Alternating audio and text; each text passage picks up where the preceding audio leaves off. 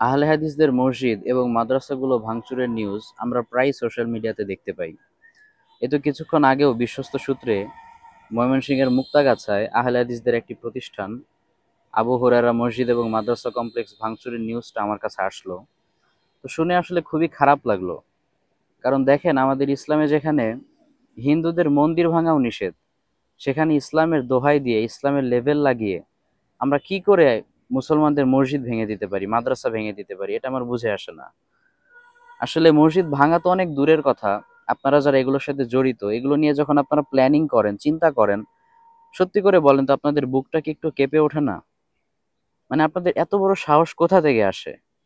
সূরাতুল বাকারার ১১৪ নম্বর আয়াতে আল্লাহ তাআলা বলেছেন, ওমান আযলামু মিম্মান মানাআ মাসাজিদাল্লাহ আইয়ুযকারা ফীহা ইসমুহু ওয়া সাআ ফি খারাবিহা।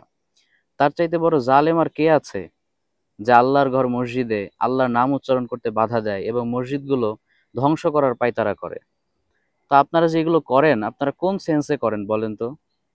সময় থাকতে এখনো ফিরে আসেন প্রিয় ভাইরা, তওবা করেন, আল্লাহর কাছে ক্ষমা চান, জাতির কাছেও ক্ষমা চান এবং ক্ষতিপূরণ দেওয়ার চেষ্টা করেন। অন্যথায় কাল কেয়ামতের ময়দানে আল্লাহর সুপ্রিম কোর্টের কাঠগড়ায় জালেমদের কাতারে আপনাদেরকে দাঁড়াতে হবে। পাশাপাশি প্রশাসনের ভাইদেরকেও আমি দৃষ্টি আকর্ষণ করব যে আপনারাও তো নিজেদেরকে মুসলিম দাবি করেন। সর্বোপরি আপনারা মুসলিম হন আর অমুসলিম হন, কুল্লুকুম রাইন ও কুল্লুকুম মাসউলুন আন রাইয়াতিহি। কাল কিয়ামতের দিন সবার দায়িত্ব সম্পর্কে আল্লাহ তাআলা জিজ্ঞাসা করবেন। তো আপনারা কোন দোহাই দিবেন বলেন তো? আপনারা কেন এগুলো নিয়ে ভালো একটা পদক্ষেপ গ্রহণ করছেন না, যাতে অন্যরা শিক্ষা পায়? এদেশে আমরা ভাস্কর্যের বিরুদ্ধে কথা বলার কারণে মামলা হতে দেখেছি, নেতার বিরুদ্ধে কথা বলার কারণে মামলা হতে দেখেছি, কিন্তু একের পর এক এরকম মসজিদে হামলা হচ্ছে, মাদ্রাসা ভাঙচুর হচ্ছে। কেন এখন পর্যন্ত এগুলো নিয়ে কোনো ইনিশিয়েটিভ স্টেপ আপনারা গ্রহণ করতে পারছেন না? আপনারা কি এখানে তাহলে ব্যর্থ হচ্ছেন, ব্যর্থতার পরিচয় দিচ্ছেন? আপনাদেরকেও তো আল্লাহর সামনে জবাবদিহিতা করতে হবে প্রিয় ভাইয়েরা।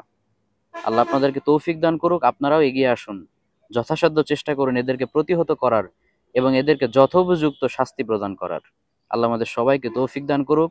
এবং যেই মসজিদ মাদ্রাসা কমপ্লেক্সে ভাঙচুর হয়েছে, আমরা দোয়া করি আল্লাহ রবুল আলমিন অবশ্যই ইনশাআল্লাহ তাদেরকে উত্তম বদলা দান করবেন এবং এটার মাধ্যমে হয়তোবা ময়মনসিংহের মুক্তাগাছায় আহলে হাদিসদের একটা মার্কাজ হয়ে যেতে পারে ইনশাআল্লাহ।